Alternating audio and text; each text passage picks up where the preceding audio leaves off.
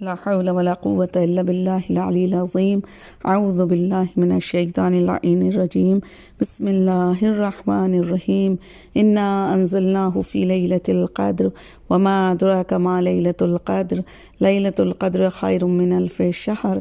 تنزل الملائكة والروح فيها بإذن ربهم من كل أمر سلام هي حتى مطلع الفجر۔ تمام تر تعریف و توصیف، حمد و ستائش اس خالق کائنات، مالک ارض و سما، پروردگار عالم کے لیے، اور شکر ہے اس خدا کا کہ جس نے ایک مرتبہ اور ہمیں ماہ رمضان المبارک میں قرار دیا تاکہ ہم اس کی بارگاہ میں جا کر اپنے گناہوں کی بخشش کرا سکیں، اس کی بارگاہ میں طلب مغفرت کر سکیں اور اس کے ان ایام سے فائدہ اٹھا سکیں، مستفید ہو سکیں۔ خالق کائنات لیلۃ القدر کی عظمت کو کچھ اس طرح سمجھا رہا ہے کہ انا انزلناہ فی لیلۃ القدر، بے شک ہم نے اس کو لیلۃ القدر میں نازل کیا، اس کو یعنی قرآن مجید کو۔ وما ادراک ما لیلۃ القدر، آپ کیا جانیں لیلۃ القدر کیا ہے۔ کتنے حسین انداز میں خدا سمجھانا چاہ رہا ہے لیلۃ القدر کی عظمت کو۔ دیکھیں، جب ہم نادان انسان کسی چیز کی اہمیت کو بیان کرنا چاہتے ہیں تو ہم کیا کہتے ہیں کہ آپ کیا جانیں اس چیز کی کیا اہمیت ہے۔ پروردگار بیان کر رہا ہے کہ آپ کیا جانیں لیلۃ القدر کیا ہے، یعنی لوگوں سے مخاطب ہو رہا ہے۔ کس لیے یہ سوال کیا؟ تاکہ لیلۃ القدر کی عظمت کو سمجھا سکے، لیلۃ القدر کی فضائل کو بتا سکے کہ لیلۃ القدر کتنی عظمتوں والی رات ہے، کتنی عظیم فضائل کی حامل ہے۔ پھر خود ہی بیان کر رہا ہے لیلۃ القدر خیر من 1000 شہر۔ لیلۃ القدر کون سی رات ہے؟ لیلۃ القدر یعنی شب قدر 1000 مہینوں سے بہتر ہے۔ ایک رات 1000 مہینوں سے بہتر ہے۔ ایک رات ان 1000 مہینوں سے زیادہ اعلیٰ ہے، یعنی آپ 1000 مہینے عبادت کریں پروردگار کی اور اس ایک رات میں عبادت کریں۔ خدا کہہ رہا ہے کہ اس ایک رات میں کتنی بہتر رات ہے، کتنی عظیم رات ہے، یعنی 1000 مہینوں سے بہتر ہے۔ اور کیا؟ تنزل الملائکۃ والروح، یہی وہ رات ہے کہ اس میں ملائکہ اور روح القدس اس نے پروردگار عالم سے نازل ہوتے ہیں، فیہا بإذن ربہم، یعنی اپنے پروردگار کے اذن سے نازل ہوتے ہیں۔ من کل امر، خداوند عالم کے حکم سے نازل ہوتے ہیں امور کو لے کر۔ سلام حتی مطلع الفجر، اور یہ رات طلوع فجر تک سلامتی ہی سلامتی ہے۔ اس رات میں یہ وہ عظیم رات ہے کہ جس میں آپ عبادت کر کے اپنے پروردگار کی بارگاہ میں طلب مغفرت کر سکتے ہیں۔ پورے سال کے لیے آپ کو جو چاہیے اس رات میں آپ کو ملے گا، پورے سال کے لیے جو چاہیے مانگ لو۔ خداوند عالم کی رحمت کے دروازے کھلے ہوئے ہیں، اس رات میں مانگو، زندگی مانگو، عافیت مانگو، صحت مانگو، پروردگار کی بارگاہ میں سلامتی مانگو، اپنے گناہوں کی معافی مانگو، جو چاہیے مانگو، خداوند عالم دے رہا ہے۔ وہ بغیر مانگے اتنا عطا کرتا ہے۔ تو جب بندہ اس کی بارگاہ میں لیلۃ القدر میں مانگے تو کیوں کر ممکن ہے کہ وہ ادا نہ کرے۔ پروردگار عالم نے، معبود برحق نے اس رات کی عظیم فضیلت رکھی ہے، یہاں تک کہ ائمہ معصومین علیہم السلام اس رات کی بہت فضیلت بیان کرتے ہیں۔ شہزادی فاطمہ زہرا سلام اللہ علیہا بی بی اس رات میں یعنی لیلۃ القدر میں، شب قدر میں اپنے گھر کے کسی بھی فرد کو سونے نہیں دیتی تھیں، بلکہ نیند کا علاج کس طرح کرتی شہزادی کہ دن میں کم کھانا دیتی اور فرماتی کہ دن میں سو جاؤ تاکہ رات کو بیدار رہ کر اس رات سے فائدہ حاصل کر سکیں، اس رات سے مستفید ہو سکیں۔ اور پھر آپ فرماتی ہیں کہ بدقسمت ہے وہ شخص جو آج کی رات خیر و نیکی سے محروم رہ جائے۔ لیلۃ القدر کی بہت فضیلت ہے، پورے سال کے لیے آپ کی قسمت میں پورے سال جو ملے گا وہ آپ کی قسمت میں مقرر کر دیا جائے گا، آپ کے قسمت میں لکھ دیا جائے گا، اور امام زمانہ کی خدمت میں وہ پیش کیا جاتا ہے، اس کے اوپر دستخط کیے جاتے ہیں، مقرر کر دیا جاتا ہے۔ آپ مانگیں، پروردگار عطا کرے گا۔ پورے سال کے لیے رزق خدا کی بارگاہ سے آج مانگیں، عافیت مانگیں، صحت مانگیں، زندگی مانگیں، اپنے اہل و عیال کے لیے سلامتی کی دعا کریں۔ اور اس رات کے بہت زیادہ فضائل ہیں، اس رات کی بہت زیادہ اہمیت ہے۔ اس رات کے اعمال بھی اسی طریقے سے ہیں، وہ اعمال بجا لائیں تاکہ ہم خدا کے قرب کو حاصل کریں۔ ان اعمال کے ذریعے سے ہم اپنی زندگی کو سنوار سکیں، ان اعمال کو انجام دے کر ہم اپنی آخرت اور عاقبت کو سنوار سکیں۔ کیوں؟ اس لیے کہ شب قدر وہ رات ہے کہ جس کی فضیلت تک کوئی رات نہیں پہنچ سکی ہے۔ اس رات میں ہر عمل 1000 مہینوں سے بہتر ہے، اور سال بھر کے امور کا فیصلہ اسی رات میں ہوا کرتا ہے۔ ملائکہ اور فرشتے، روح القدس کا نزول ہوتا ہے اس رات میں، اور یہ سب امام زمانہ کی خدمت میں حاضر ہوتے ہیں۔ جو کچھ کسی کے بارے میں مقدر کیا ہوا ہے وہ امام کے سامنے پیش کرتے ہیں، وہ امام کے سامنے پیش کیا جاتا ہے۔ لہٰذا ہمیں چاہیے کہ ہمارے اعمال اس سے پہلے کہ امام کے سامنے پیش کیے جائیں، ہم خدا کی بارگاہ میں طلب مغفرت کر کے، خدا کی بارگاہ میں گریہ کر کے اپنے گناہوں کو بخشوا لیں، تاکہ جب ہمارے اعمال امام کے سامنے جائیں تو امام گریہ نہ کریں، اور ہمیں پورے سال کیا ملنا ہے، کیا وہ سب مقدر ہو رہا ہے اس رات میں، اور پھر وہ امام کی خدمت میں حاضر کیا جائے گا، امام کی خدمت میں پیش کیا جاتا ہے۔ اس رات کے بہت اعمال ہیں۔ اس رات کے لیے تمام معصومین علیہ السلام فرماتے ہیں، علماء کا بیان بھی ہے کہ اس رات کو شب بیداری میں گزاریں، یعنی پوری رات بیدار ہو کر گزاریں، پوری رات اللہ کی بارگاہ میں طلب مغفرت کرتے رہیں اور اللہ کی بارگاہ میں اعمال انجام دیں جس کے ذریعے ہم پروردگار کا قرب بھی حاصل کر سکیں۔ اس رات کے بہت سے اعمال ہیں۔ سب سے پہلے جو ہم شروع کریں گے وہ کیا؟ غسل سے شروع کریں گے۔ سب سے پہلے ہمیں غسل کرنا ہے، اور غسل کے بعد نماز ادا کرنی ہے، اور شب قدر کی 2 رکعت نماز ہے۔ پہلی رکعت میں سورہ حمد کے بعد 7 مرتبہ قل هو اللہ احد پڑھنا ہے، اور دوسری رکعت میں بھی اسی طرح سورہ حمد کے بعد 7 مرتبہ سورہ توحید کی تلاوت کرنی ہے، اور اس کے بعد 70 مرتبہ استغفر اللہ ربی و اتوب الیہ۔ اس طرح سے دیکھیں، ایک ہوتا ہے صرف کہنا، ہم زبان سے کہتے رہیں کہ ہمارا ذہن کہیں اور ہے اور ہم زبان سے تسبیح پڑھ رہے ہیں۔ ایک ہوتا ہے دل سے استغفار کرنا۔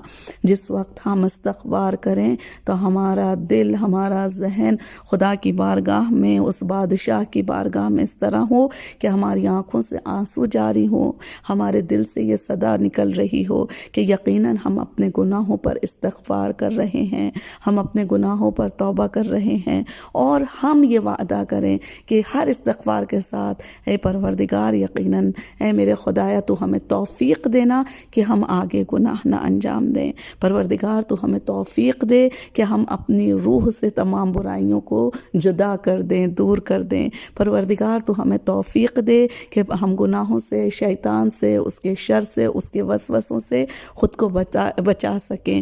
جب اتنے گریے کے بعد 70 مرتبہ انسان استغفار کرے اور جب وہ مصلی سے اٹھتا ہے تو خود کو معراج کی بلندیوں پر پاتا ہے، خود کو ہلکا محسوس کرتا ہے۔ جب وہ گریہ کر چکا ہوتا ہے تو گریے کے ساتھ اس کے گناہ دھل جاتے ہیں، جب اس کے گناہ ختم ہوتے ہیں تو وہ خود کو ہلکا محسوس کرتا ہے۔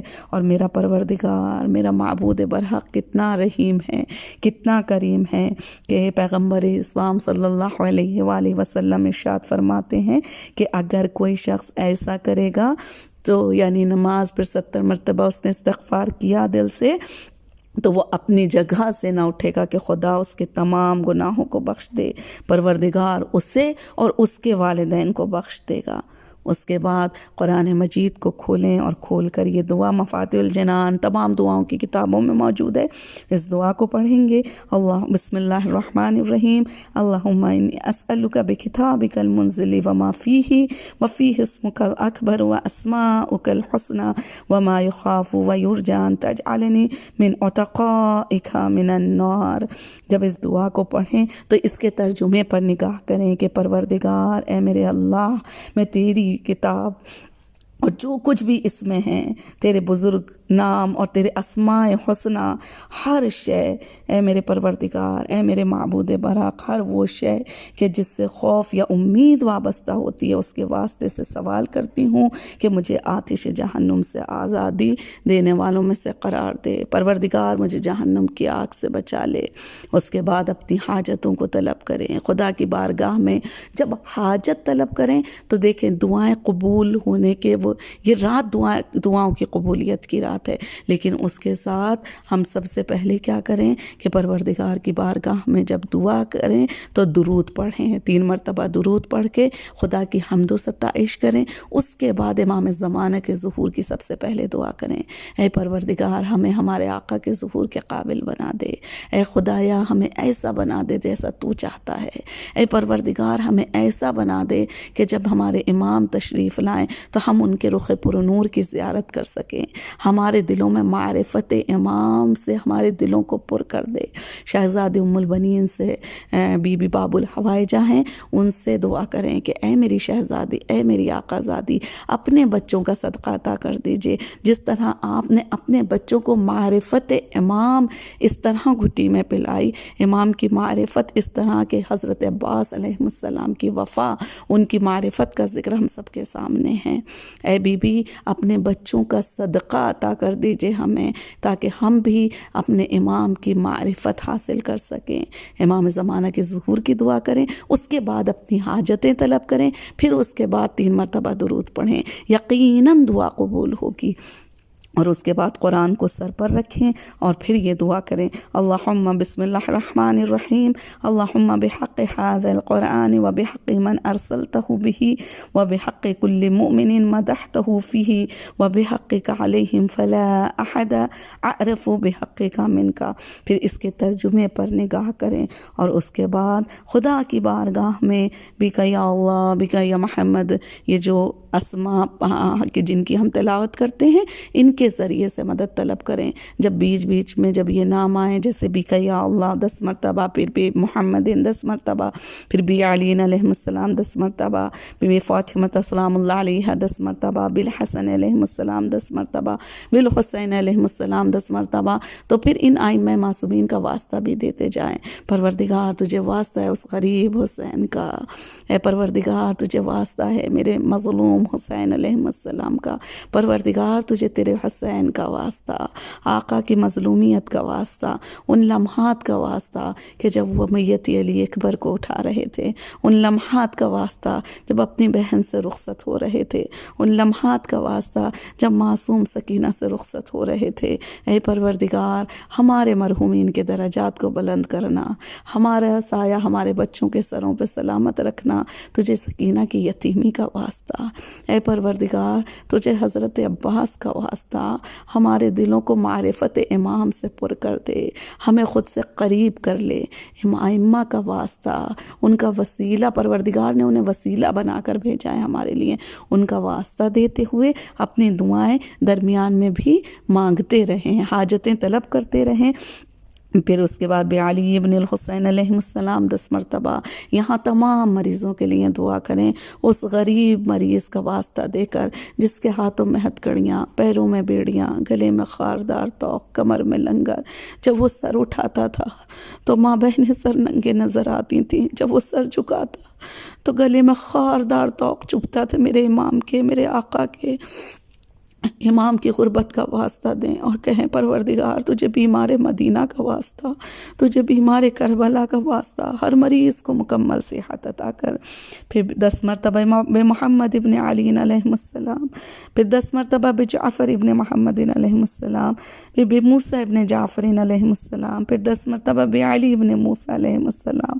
اے شاہ خراسان اپنے روضے پہ ہمیں بلا لیجئے، اے بادشاہ عرب و عجم اپنے روضے کی زیارت کرا دیجئے، معرفت کے ساتھ مقامات مقدسہ کی زیارت نصیب ہو۔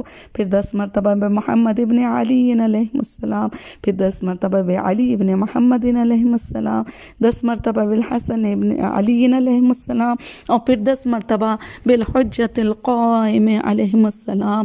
اور اس کے بعد سب سے پہلے آقا کے ظہور کی دعا کریں کہ پروردگار ہمارے آقا کے ظہور کے قابل ہمیں بنا دے۔ اس کے بعد اپنی حاجات کو طلب کریں، پروردگار حاجتوں کا سننے والا ہے۔ اور زیارت امام حسین علیہ السلام ضرور پڑھیں۔ زیارت امام حسین علیہ السلام روایت میں ہے کہ شب قدر میں آسمان سے منادی ندا دیتا ہے کہ پروردگار نے قبر حسین کے زائرین کو بخش دیا ہے۔ اگر ہم یہاں پر اپنے دل سے کربلا پہنچ کر امام حسین علیہ السلام کی زیارت پڑھتے ہیں، یقین جانیں وہی ثواب ہمیں ملتا ہے جس طرح ہم نے امام حسین علیہ السلام کے قبے کے نیچے کھڑے ہو کر زیارت پڑھی۔ اپنی نگاہوں میں کربلا کو بسا لیں، اپنا دل کربلا لے جائیں اور اس کے بعد کہیں السلام علیک یا فرزند زہرا، السلام علیک یا ابا عبداللہ الحسین، السلام علیک یا ابن رسول اللہ۔ آقا کا جواب سلام بھی آئے گا اور ہمارے گناہوں کو بخش دیا جائے گا۔ منادی ندا دے رہا ہے کہ پروردگار ہر زائر قبر حسین علیہ السلام کو بخش دیتا ہے۔ اور پھر جب زیارت امام حسین علیہ السلام پڑھیں، 2 رکعت امام حسین علیہ السلام کی زیارت کی نماز پڑھیں، اور اس کے بعد یعنی روایات میں آیا ہے کہ جو کوئی بھی ان شب میں شب بیداری کرے گا پروردگار اس کے گناہوں کو بخش دے گا، چاہے وہ آسمان کے ستاروں کی برابر ہی کیوں نہ ہوں اور دریا کے پیمانے کے برابر ہی کیوں نہ ہوں، پروردگار اس کے گناہوں کو بخش دیتا ہے۔ 100 رکعت نماز کی بہت فضیلت بیان ہوئی ہے۔ 6 دن کی قضا نماز پڑھ لیں، قضا عمری 6 دن کی نماز آپ پڑھیں گے تو وہ 100 رکعت ہو جایا کرتی ہے، قضا عمری آپ کی ادا ہو جائے گی 6 دن کی۔ اب 3 شب قدر کا ذکر ہوتا ہے، پھر اس کے بعد جب 3 میں ہم 6 پڑھیں گے تو ہماری 18 دن کی نماز قضا یعنی مکمل ہو جائے گی۔ تو قضاء عمری کر کے 100 رکعت نماز آپ 6 دن کی پڑھ سکتے ہیں۔ اس کے بعد نماز پڑھیں، اور دعا ہے مفاتیح الجنان میں، اس شب کی بہت سی دعائیں ہیں شبہ قدر کی مفاتیح الجنان میں، ان کی تلاوت کریں۔ دعائے جوشن کبیر کی ضرور تلاوت کریں۔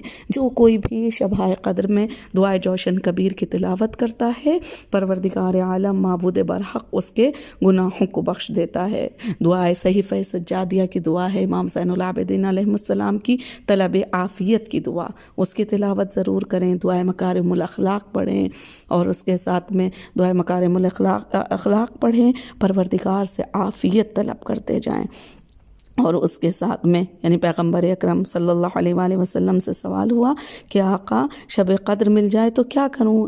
کیا فرمایا اللہ کے حبیب نے کہ عافیت طلب کرو پروردگار عالم سے، اور یہ شب بہترین استغفار کی شب ہے، طلب دعا کی شب ہے۔ اپنے والدین کے لیے دعا کریں، اپنے عزیز و قارب کے لیے دعا کریں، دعائے جوشن کبیر کی تلاوت کریں۔ امام زمانہ عجل اللہ تعالی فرجہ کے لیے صدقہ ضرور نکالیں، ضرور صدقہ نکالیں۔ امام کے لیے صدقہ نکالنا، امام کی سلامتی کے لیے صدقہ نکالیں۔ شب قدر میں امام زمانہ عجل اللہ تعالی فرجہ کی سلامتی کا صدقہ دینا 80 سال تک صدقہ دینے کا ثواب دلاتا ہے۔ تو صدقہ امام کے لیے ضرور نکالیں، آقا کے لیے۔ اور آیت اللہ فاطمی فرماتے ہیں شبہ قدر میں کہ شب قدر میں ایک عمل ضرور انجام دیں، ایک مرتبہ سورہ واقعہ کی تلاوت کریں، ایک مرتبہ سورہ توحید کی تلاوت کریں، اس کے بعد 7 مرتبہ یا اللہ کہہ کر پکاریں، یا اللہ یا اللہ یا اللہ، دل سے پروردگار کو جب آپ پکاریں۔ اس کے بعد وہ فرماتے ہیں کہ اس عمل میں ایسا راز پایا جاتا ہے جس کو میں کھول کر بیان نہیں کر سکتا، بس آج کی رات جو حاجت رکھتے ہیں وہ پروردگار سے مانگیں، خدا کی بارگاہ میں مانگیں۔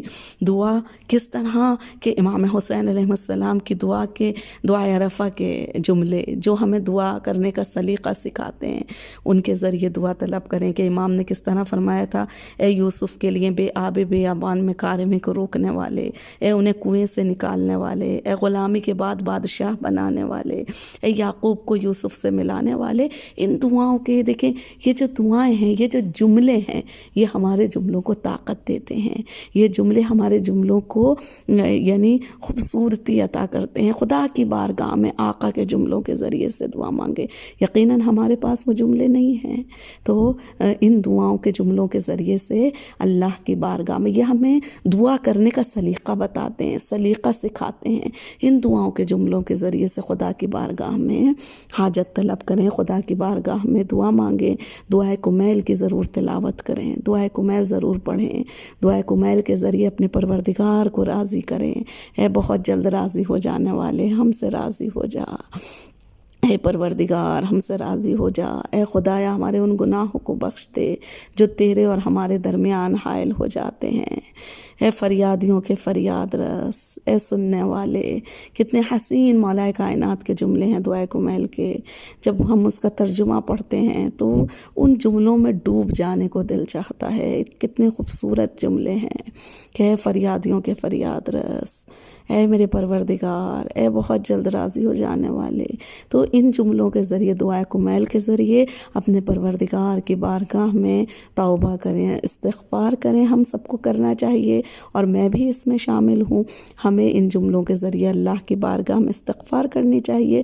نماز جعفر طیار کی بہت زیادہ فضیلت بیان ہوئی ہے، نماز جعفر طیار ہمیں پڑھنی چاہیے اور اس کے بعد خدا کی بارگاہ میں حاجتیں طلب کرنی چاہیے۔ شہزادی فاطمہ زہرا سلام اللہ علیہا کی تسبیح ضرور پڑھنی چاہیے اور وہ تسبیح جناب ام البنین کو ہدیہ کر دیں۔ بی بی باب الحوائج ہیں، اس کے بعد بی بی کی بارگاہ میں اپنی حاجتوں کو رکھ دیں کہ اے بی بی ہم بہت گناہ گار ہیں، آپ باب الحوائج بیٹے کی باب الحوائج ماں ہیں۔ اے شہزادی، اے میری آقا زادی، ہمیں توفیق عطا کریے کہ ہم اپنے بچوں کی تربیت اس طرح کریں کہ ہمارے بچے امام کے اصحاب و انصار میں شامل ہو سکیں۔ آمین یا رب العالمین۔ جب اعمال کریے گا تو مجھے بھی ضرور اپنی دعاؤں میں یاد رکھیے گا۔ آمین۔ پروردگار اے میرے معبود برحق، آج کی شب میں تمام مرحومین کے گناہ کبیرہ و صغیرہ کو اور ہم سب مومن و مومنات کے گناہ کبیرہ و صغیرہ کو معاف کر دے، ہمیں معرفت کے ساتھ مقامات مقدسہ کی زیارت نصیب ہو۔ آمین یا رب العالمین۔ بحق